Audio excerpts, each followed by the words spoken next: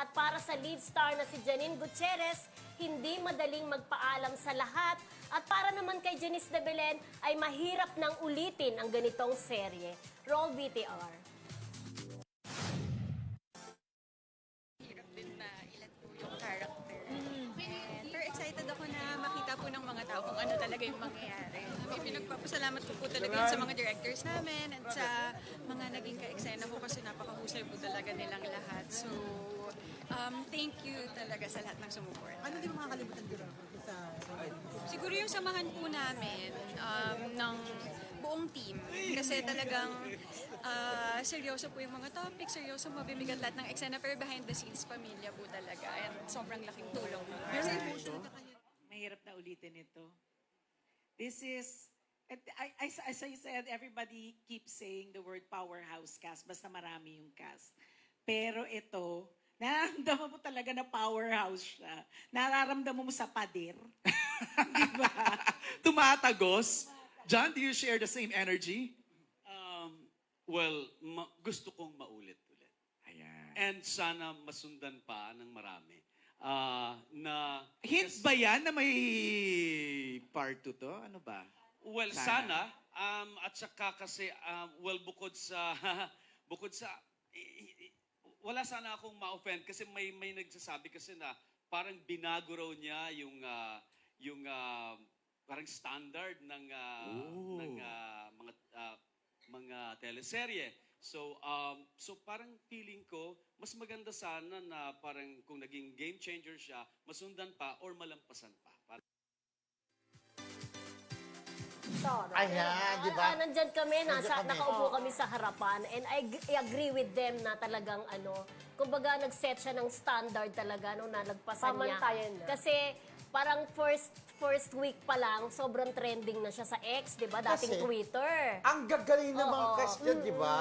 Powerhouse nga, di ba to? Oo, powerhouse. Yes, dito na uso yung mata-mata acting, di ba? Na sinasabi nila na mata pa lang talagang Parang umaacting parang, na. etong serye to parang Ate Guy serye. Di ba? Mata sa mata. Parang ikaw, mahilig ka. Ano ba yung Oo. mga mata-mata acting Mga na mata yan? niya ang hilita Sampulan ko, mo di naman ba? kami ito ng mga mata-mata. Marcel Soriano. Yung naiinis. Oo, yun naiinis. Nagagalit. Hindi ka, yung Dirty Linden po, hindi ko napapanood. Pero gaya ng sabi ni Mildred, Yes. talagang trending yun. Kasi lahat ng eksena talagang aabangan mo ang gagaling. Di ba? Parang sabi nga ni Janine, ni Janice Stephen, ito yung serye na parang hindi nila makakalimutan. Kasi Parang talaga, hirap ulitin. Oo, ang hirap ulitin. Parang, di ba sabi nga ni Jan Arcilla, kung magkakaroon ng part 2, sana mahigitan Oo, yung mahigitan. una. Kasi mahirap di ba? Naalala nyo dati yung Be Careful With My Heart? Heart. Diba? Heart? Yes. Hindi si Heart Abilista. Jody. Ni Jody. Jody Santa Ngayon, Maria. yung pumalit dati sa time slot, hindi nalagpasan yung rating ng Be Careful With My Heart, di ba? So parang pressure talaga yung mga susunod na, yung papal dito. Yes. Ando mo ng papal dyan, sana ganun pa rin kataas ang rating. But in fairness sa ABS-CBN, kapag gumagawa sila ng serye, talaga top rating lagi. Kasi ang gaganda naman talaga sila, yung serye na pag gumagawa ay parang pelikula ang dating, di ba? Yung hahanap-hanapin mo to, no? Hanap-hanapin mo ang bawat uraw pag nawala sa'yo. Anthony Castelo, alam mo yon? Hanapin ko. Ayan na namang kantahan na naman Hanapin mo talaga yung serye niya kasi ang husay ng At alam niyo ba ito si Janine Gutierrez, dual role siya dyan, di ba, friend? Parang dati sabi niya na, sinasabi daw sa kanya na, ay, hanggang dyan lang ikaw. Dahil mistisa ka, hanggang dyan lang ang role na makukuha mo. Pero pinatunayan niya na kaya niya rin kahit anong klase Wala ng siya role. dual, actually, hindi mo Dalawang masasabing dual role. Nagpanggap lang siya. Ayun. Dalawang pagpapanggap. Hindi talaga siya dalawang tao. Hindi Yung mo- portrayal, No. magkaiba yung Oh, portrayal isang ng Mina de la At Cruz isang Alexa. at Nagpapanggap isang lang yung Alexa isa. Salvacion.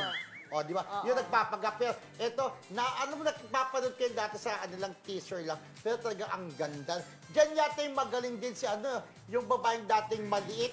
Hindi, dyan talaga na Yung- ano rin. Si Cyril Manabat. Yes, tsaka si ang nagbigay ng opportunity talaga diyan si anak ni Jean Garcia, si Oo, Jenica. si Jenica Ay, oo, Garcia oo, Alfilco. oo. Jenica At hindi naka-attend, Alfilco. hindi naka-attend ng press con na yon dahil Oo. nga sobrang busy, 'di ba? Kung matatandaan niyo si Jenica Oo. 'di ba? Parang nakiusap siya talagang Yes, nag-apply siya, oo. nag-audition siya para mapasama sa Dirty Linen. And then ito yung nagbukas Oo, ng pintutan, nagpinto no? sa Para kanya. sa marami pang opportunity. Correct. O in first naman, mahusay naman dito si Jerica dahil ang nanay niya isang actress mahusay din. Si Jean, di ba? Si Jean.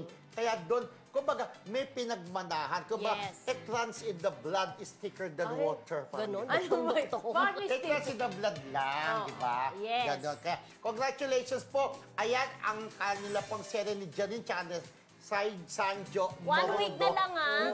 Hindi one Oo. week. Oo. Only this week. One week na lang. One Hindi week, one this week. week, Ano tama. sinabi ko? Oh, One week. ngayon. Only this week. Ang gusto ko, bakit? Iba Hispanic, ha? Oo, mga 5 days na lang. Hanggang mapapadala po hanggang itong Friday na lang Yes. po, 9:30 p.m. sa Kapamilya Channel, A to Z, at kung saan-saan pa, Sa di ba? TV5, Yan, yes. panoorin niyo po yan, napakagandang serye talaga. Pagka, ito po isang serye hindi